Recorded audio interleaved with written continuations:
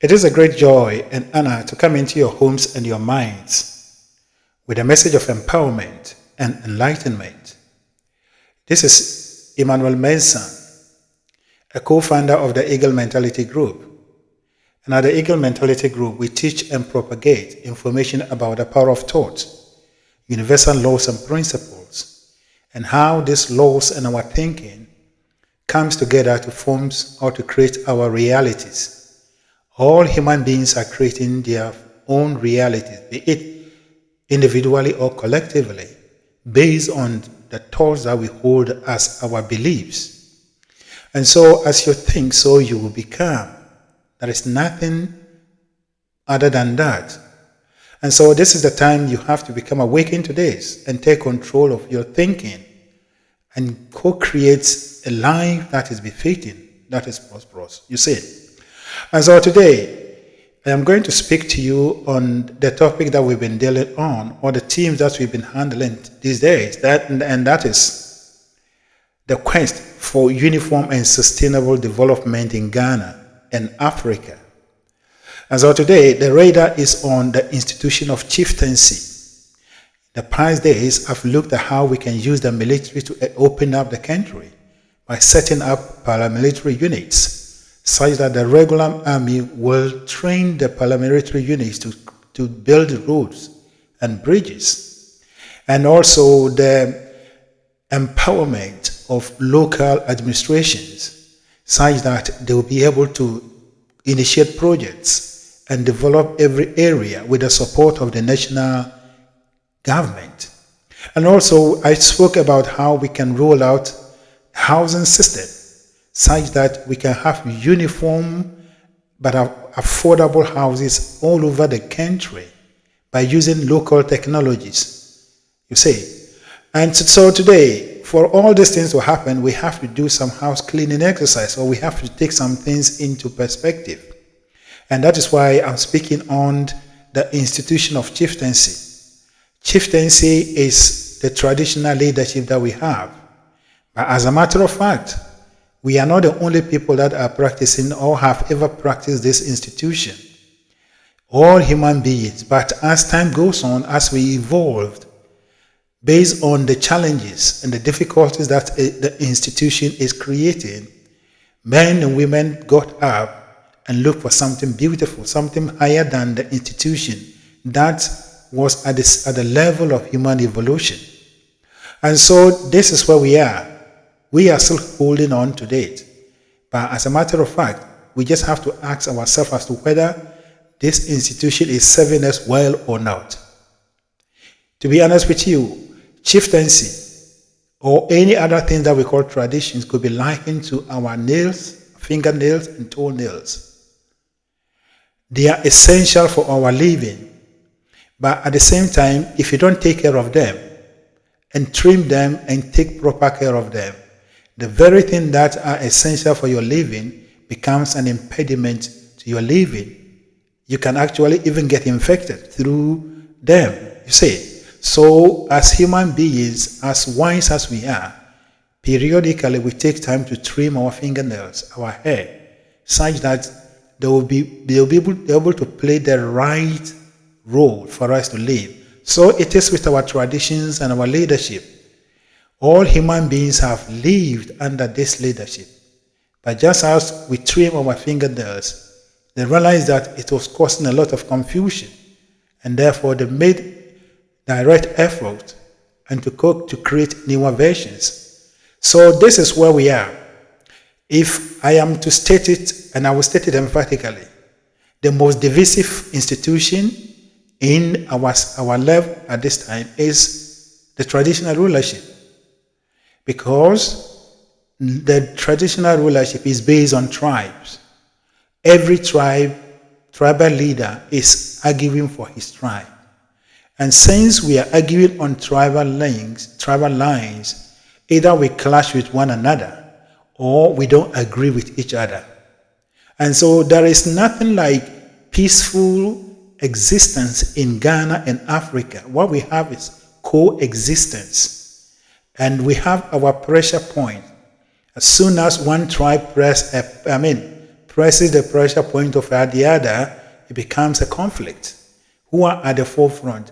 Is the leaders, you see. And so it is time for us to come to the realization that the evolution of the human life has brought us to a stage whereby we live in one bucket called Ghana.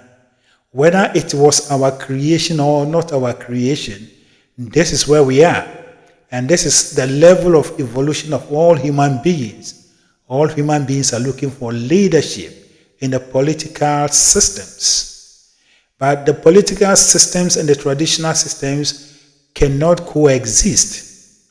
And as a matter of fact, in Ghana, chiefs in particular became part of our local governance or administration through the British when they introduced what they call the indirect rule.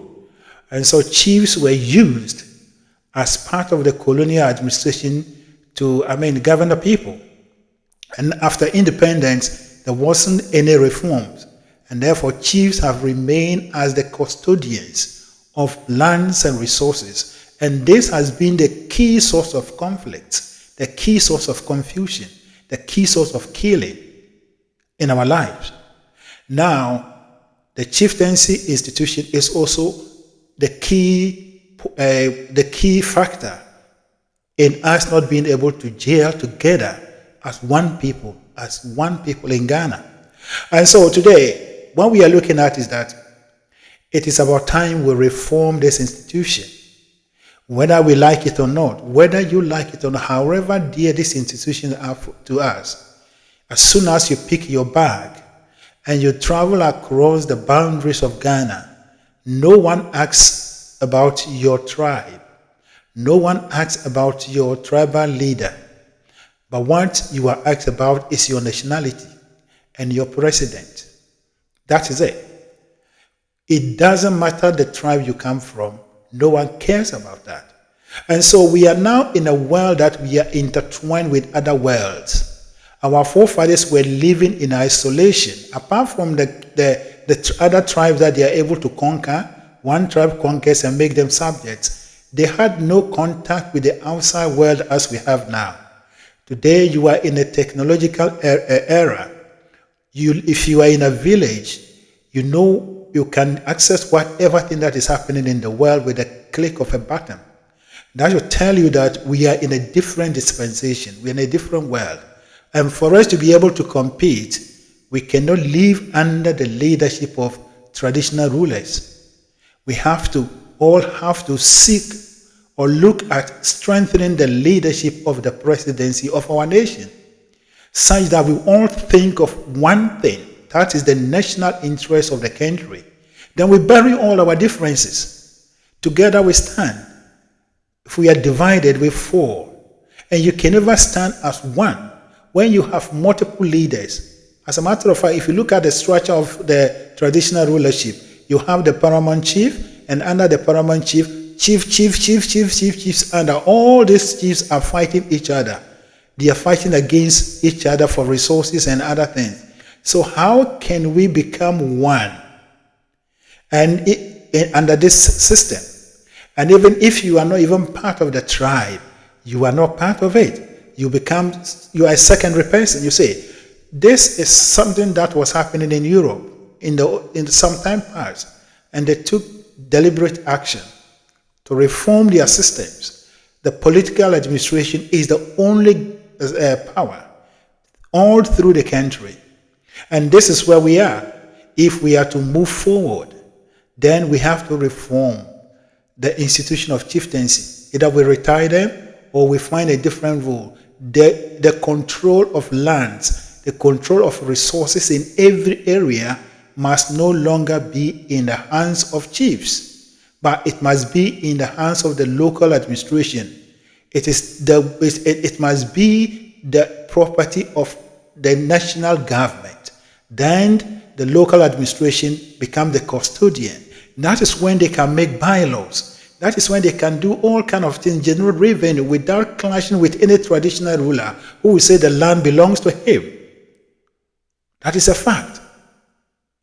So we sit down, the resources that we are supposed to use to develop our areas, We sit down and we control them. We are unable to develop them.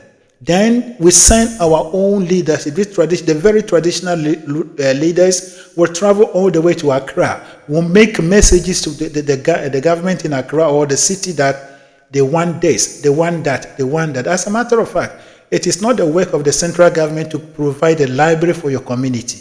It is not the work of the central government to provide common road, street lights and other things, even water. It is the work of the local administration. But here is the case that we don't even have any proper local administrations in Ghana. And it is because we haven't actually taken conscious effort to decouple these traditional rulers from the political administration and to empower the political administration so that we be able to initiate projects at any part of the country. This is a fact. If you are living in Canada, if you are living in the United States, if you are living in any part of the developed world, you are seeing this, you are experiencing it. And therefore, if you are supporting what we have in Ghana in the name of your tribe, that we are our kings and chiefs and that, then you are not being truthful to yourself.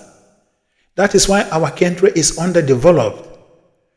UK, Canada, and everything is done from the grassroots, from the town. The town has their administrations, then the municipalities, then it goes on to the state and the federal level.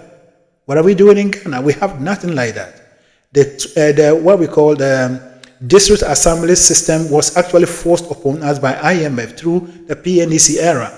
You see, and since then, we haven't actually made any adjustment. But the fact is that every town, every village in Ghana is under the leadership of chiefs. And maybe this loose system of what we call unit committee. These people cannot develop anything.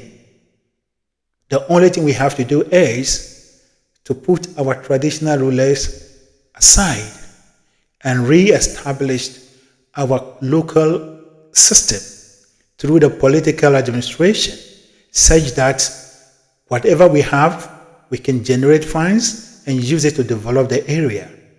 That is how it is done everywhere, you see. So it is time for us to come to the realization that much as we love our leaders or we think that it is our tradition, but it is also true that we are not the only people that have practiced it. A lot of people have practiced it, but because of the difficulties, the challenges, they've thrown it away. You see, human beings, we started life in caves. The very people, our roots, the first people that ever lived, they were living under trees and caves. But it got to a point that based on their evolution, it was no longer working for them. They left and looked for something higher. Human beings were living in some simple structures. It got to a point, we realized that it was no more good for us. We looked for higher one. Now we live in higher buildings, difficult. We are even erecting skyscrapers. It is because of our evolution and the expansion of our knowledge and understanding. So when it comes to this point, the same thing has to do with leadership. The same thing has to do with leadership. We have evolved beyond the traditional leadership. In the olden days, it was one tribe by a conquest. Then they conquer all the other tribes and then rule over them. All the other tribes become subject. Today, who is ready to become a subject to any king in Ghana? No one is ready for that. And if you are not a subject, you are a citizen of Ghana.